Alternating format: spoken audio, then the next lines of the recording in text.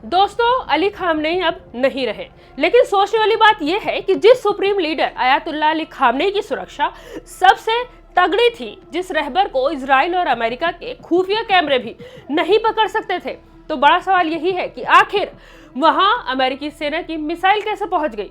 कैसे बिल्कुल सटीक निशाना लगाकर अमेरिका ने अली खामनेई को शहीद कर दिया। अभी तक ये अंदर खाने में पक रही खिचड़ी थी, लेकिन अब पूरी कहानी खुलकर सामने आ गई है कि आखिर कैसे ईरान के सुप्रीम लीडर को शहीद किया गया। क्या ईरान की सेना में अमेरिका का मुखबिर मौजूद था, जिसने अमेरिकी सेना को सुप्रीम लीडर का पता दिया, या फिर अमेरिका ने खुद ही इसका पता लगा लिया। पूरी इनसाइड स्टोरी आज हम आपको बताएंगे कि कैसे अली खामनेई को अमेरिकी मिसाइल ने निशाना बनाया है और कैसे इसके बाद भड़के ईरान ने इजराइल को घुटने पर ला दिया है। 86 साल के बूढ़े शख्स जो लड़ाई में पीठ दिखाकर भागे नहीं, जो डटे रहे अपने मुल्क के लिए, अपने दीन के लिए, वो अली खामनेई आज इजराइल अमेरिका के हमले में शहीद हो गए हैं। अली खामनेई की शहादत पर भारत के अलग अलग हिस्से में शोक मनाया जा रहा है, लेकिन ईरान के supreme leader Ayatollah Ali Khamenei के निधन पर अभी तक प्रधानमंत्री नरेंद्र मोदी ने कोई शोक संदेश जारी नहीं किया है, जबकि ईरान हमारे दोस्त देशों की लिस्ट में आता है। 2 दिन पहले प्रधानमंत्री नरेंद्र मोदी इजराइल गए थे। क्या यही वो वजह है कि मोदी जी के ट्विटर टाइमलाइन पर अभी तक अली खामनेई के लिए एक शब्द भी नहीं लिखा गया? दोस्तों, अमेरिका का सन के राष्ट्रपति डोनाल्ड ट्रंप पिछले 10 सालों से ईरान के सुप्रीम लीडर को मारने का ख्वाब देख रहा था। 1-2 बार नहीं, बल्कि 3-4 बार ईरान के सुप्रीम लीडर को मारने की कोशिश हो चुकी है। पिछले दिनों जब 12 दिन की जंग ईरान ने लड़ी थी, तो उस दौरान भी ईरान के सुप्रीम लीडर को मारने की कोशिश हुई थी, लेकिन क्योंकि अली खामनेई की सुरक्षा इतनी तगड़ी थी कि वहां का परिंदा भी पर नहीं मार पाया। लेकिन इस बार ईरान की सेना से बड़ी चूक हो गई और इसी चूक का फायदा अमेरिकी सेना ने उठा लिया। खुफिया एजेंसियों की माने तो इस हमले के पीछे कोई बाहरी नहीं, बल्कि घर का भेदी शामिल है। बताया जा रहा है कि सुरक्षा परिषद के सलाहकार अली शमखानी पर इजरायली मोसाद और अमेरिकी सीआई की नजर थी। अली शमखानी ही वो व्यक्ति हैं जो अली खामनेई से मुलाकात करके जंग की रणनीतियों को फाइनल करते थे, और कई बार अली शमखानी से राय के बाद ही फाइनल डिसीजन होता था। माना जाता है कि सुरक्षा और जंग से संबंधित जानकारी अली शमखानी को काफी थी। आपको बता दें कि जब अमेरिका और इजराइल की सेना ने शनिवार की सुबह पहली बार अटैक किया, तो ईरान ने पलटवार जरूर किया, लेकिन ये सिर्फ एक जवाबी हमला था और इसके पीछे कोई खास मकसद नहीं था। मकसद के लिए ईरान की हाई लेवल मीटिंग बुलाई गई थी। ईरान के सुप्रीम लीडर अली खामनेई अपने सुरक्षा सलाहकार अली शमखानी के साथ फाइनल राउंड की बातचीत करके फैसला सुनाने के साथ ही वो सीधे ईरान की आवाम को खिताब फरमाने वाले थे, लेकिन क्योंकि शमखानी के पीछे खुफिया एजेंसी लगी हुई थी और जैसे ही शमखानी ईरान के सुप्रीम लीडर से मिलने पहुंचे, तो इसकी सीधी जानकारी इजराइल और अमेरिका को हो गई और सेट टारगेट पर अटैक कर दिया गया। खबर है कि पल पल की जानकारी सैटेलाइट के जरिए व्हाइट हाउस पहुंचाई जा रही थी, और जैसे ही अमेरिका और इजराइल को यह पता चल गया कि ईरान के सुप्रीम लीडर यही हैं, तुरंत ही मिसाइल से पूरे इलाके को निस्ता नाबूद कर दिया गया। आपको बता दें कि अमेरिकी मिसाइलों को उस कमरे का सटीक पता मालूम था जहां खामनेई मौजूद थे। ये हमला सिर्फ ताकत का नहीं, बल्कि धोखे और फरेब का नतीजा था।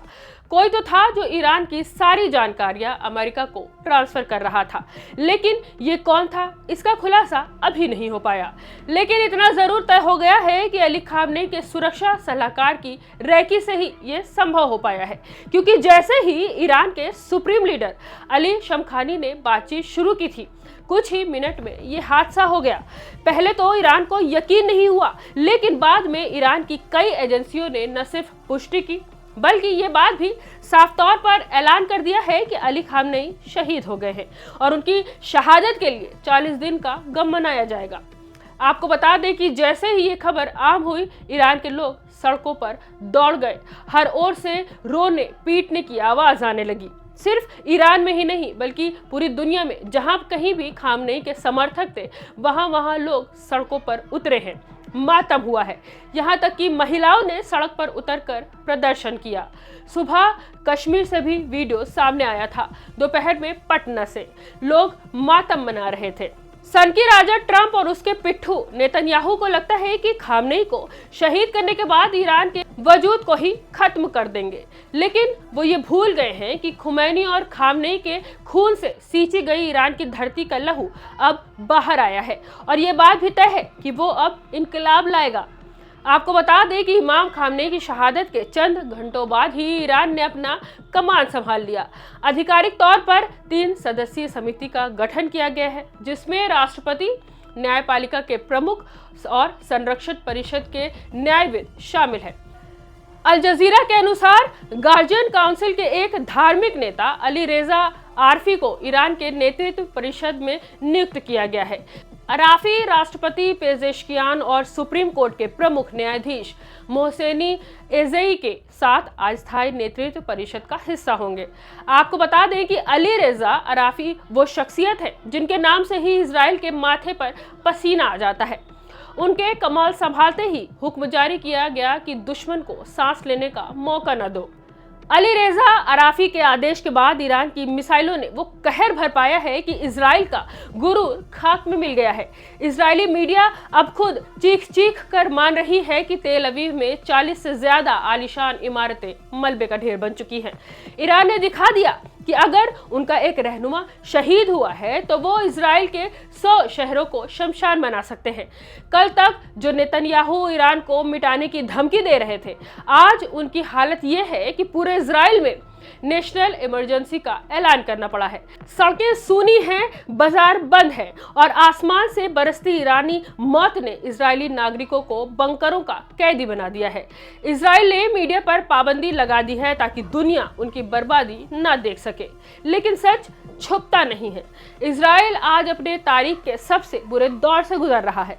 वहीं दूसरी ओर ईरान ने सऊदी अरब, कतर, यूएई, बहरीन, मस्कट समेत जहां जहां अमेरिकी एयरबेस और बेड़े मौजूद हैं, वहां वहां ईरान की मिसाइलें कहर बरसा रही हैं।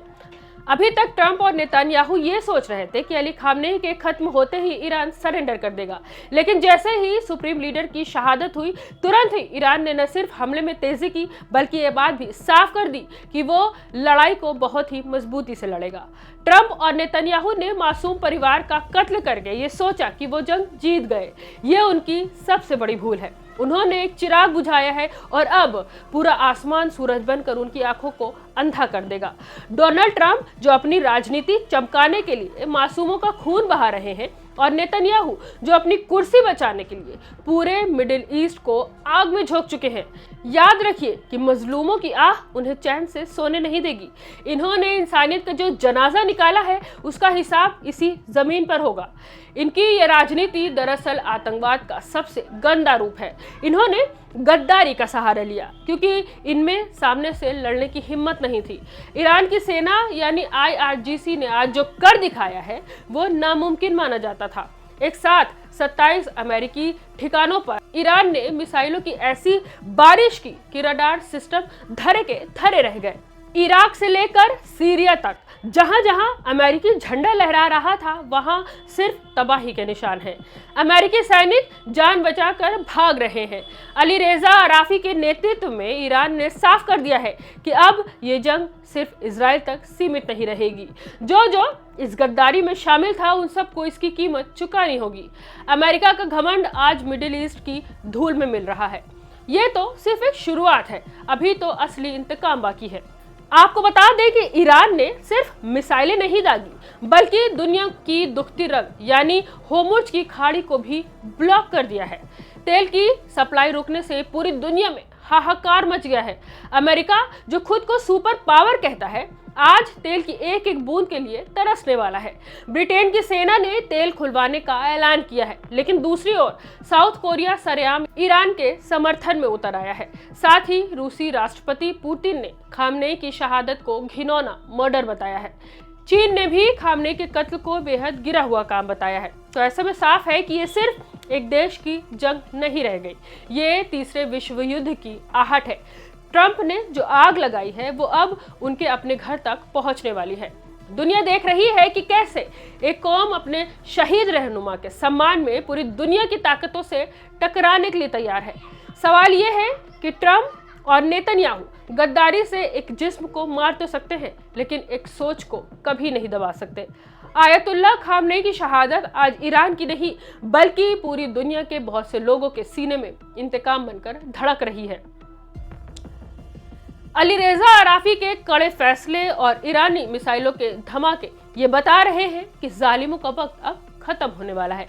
उम्मीद है कि ईरान एक बार फिर से उठ खड़ा होगा। इजराइल में इमरजेंसी, तेल अवीव में तबाही और अमेरिका की घबराहट, ये सब अली खामनेई के लहू का असर है जो कल रात बहा था। खामनेई, आपकी शहादत को सलाम। इस खबर को ज्यादा से ज्यादा लाइक और शेयर कीजिए।